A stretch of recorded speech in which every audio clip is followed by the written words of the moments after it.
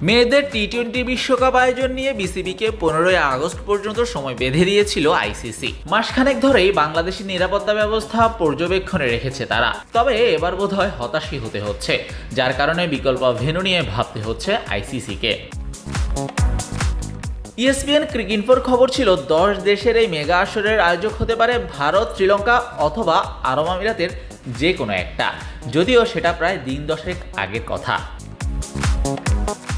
এবার ক্রিকবাজ জানালো আরব আমিরাতেই বসছে এই আসর। ঢাকা এবং সিলেটের পরিবর্তে ভেন্যু দুবাই এবং আবুধাবি। ক্রিকবাজ বলছে বিসিবি কর্তাদের চাওয়ায় বাংলাদেশকে আরও 5 দিন সময় দিয়েছে আইসিসি, অর্থাৎ 20 আগস্ট পর্যন্ত।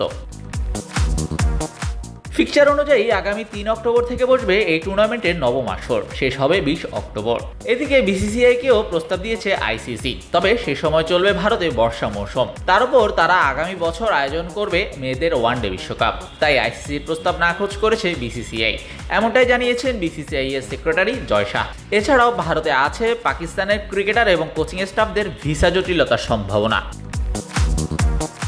বিকল্প আয়োজক হিসেবে শ্রীলঙ্কায় অতিবৃষ্টি তাদের জন্য বাধা হয়ে আছে, সেক্ষেত্রে আরব আমিরাতে অনুষ্ঠিত হওয়ার সম্ভাবনাই বেশি। এর আগে 2021 সালে ছেলেদের টি-20 বিশ্বকাপে ভারত আয়োজক হলেও খেলা হয়েছিল আরব আমিরাতেই, সেটা করোনার প্রভাবে।